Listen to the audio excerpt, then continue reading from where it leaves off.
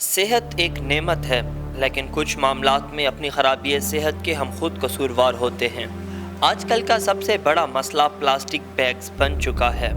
नाज़रीन, plastic bag सबसे पहले 1965 में स्वीडन कंपनी ने बनाए। एक प्लास्टिक बैग औसतन 25 मिनट तक इस्तेमाल में रहता है, मगर वजूद खत्म होने में 100 से 500 साल लग जाते हैं। हर साल तकरीबन 500 बिलियन से 1 ट्रिलियन तक प्लास्टिक बैग्स पूरी दुनिया में इस्तेमाल होते हैं। एक रिसर्च के मुताबिक दुनिया में 1 मिनट में 10 लाख प्लास्टिक बैग इस्तेमाल होते हैं। पॉलीथीन से बनाए जाने वाले ये बैग्स किस हद तक हमारी सेहत के लिए नुकसानदेह हैं, अगर ये बात हर शख्स जान ले तो कभी गलती से भी प्लास्टिक बैग्स का इस्तेमाल ना करे। अगर जानवर भी इन पॉलीथीन बैग्स को खा लें तो बर्दाश्त नहीं कर पाते।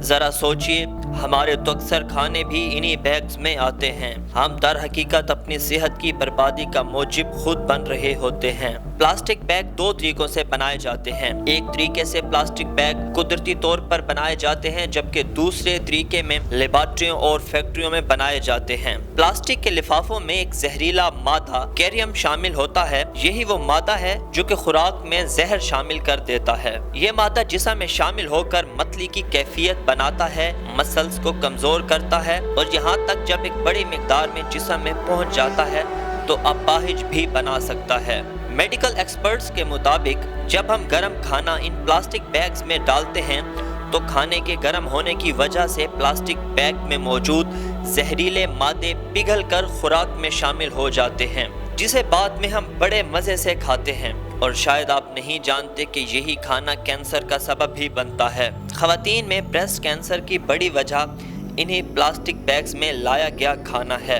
एक दूसरा संगीन मसला औलाद का देर से होना भी माहिरीन के मुताबिक इन्हीं प्लास्टिक बैग्स की वजह से भी हो सकता है। इंसानी जिस्म पर डायरेक्ट असर अंदाज होने के अलावा ये प्लास्टिक बैग्स हमारे माहौल को भी आलूदा करते हैं। जब इन प्लास्टिक के बैग्स को जलाया जाता है तो जहरीली गैसें माहौल को बहुत आलूदा करती हैं और बुरी तरह से इंसानी सेहत पर असर अंदाज होती हैं। फेफड़ों में जाकर मसाइल को जन्म देती हैं। इन्हीं गैसों की वजह से ब्लड कैंसर और सांस की बीमारियां जन्म लेती हैं। यहाँ एक दूसरा तवज्जो तलब मसला ये है कि इन प्लास्टिक बैग्स बनाने वाली फैक्ट्रियों में काम करने वाले बहुत से मुलाजमीन भी बीमारियों का शिकार रहते हैं। इन फैक्ट्रियों में काम करने वाले मजदूर चौंके एहतियाती तदाबीर नहीं अपनाते, इसलिए बहुत सी बीमारियों का शिकार हो जाते हैं। बहसीयत कौम बहुत सी जिम्मेदारियां हम पर भी आयद होती हैं। सोचे समझे बगैर प्लास्टिक बैग्स को पब्लिक प्लेसेस, गलियों, रोड्स, गर्ज के घरों में भी फेंक दिया जाता है, जो कि एक बड़े पैमाने पर माहौल को आलूदा करने का सबब बनते हैं। फिर अक्सर औकात यही प्लास्टिक बैग सीवरेज के बंद होने का सबब बनते हैं और फिर जो पूरी की पूरी गली मोहल्ला एक गटर की सी शक्ल इख्तियार कर लेता है। गटरों का ये गंदा पानी बदबू और गंदगी फैलाता है और बहुत सी बीमारियां जन्म लेती हैं। ना सड़ने की वजह से आप प्लास्टिक से आसानी से जान नहीं छुड़ा सकते। माइक्रो प्लास्टिक का साइज 5 मिलीमीटर से भी छोटा होता है, जो कि हमारे जिस्म में बासानी घुस जाते हैं। हत्ता कि इनमें से कुछ का इस्तेमाल टूथपेस्ट और कॉस्मेटिक्स में भी किया जाता है। जो प्लास्टिक बैग्स हम फेंकते हैं वो सूरज की अल्ट्रा वायलेट शुआओं से पिघल कर माहौल को गंदा करती हैं। समंदर में जाने वाला 80% कचरा प्लास्टिक बैग्स पर मुश्तमिल होता है। अब सूरत हाल ये बन चुकी है कि समंदर में प्लास्टिक के जजीरे बनने लगे हैं और यही शापर जब दरियाओं समंदरों में फेंके जाते हैं तो मछलियाँ इन्हें खा लेती हैं, क्योंकि ये प्लास्टिक मछलियों के जिस्म में मौजूद रहता है और हम अपनी पसंदीदा ग़िज़ा मछली के ज़रिए प्लास्टिक के टुकड़ों को अपने जिस्म में दाखिल कर लेते हैं।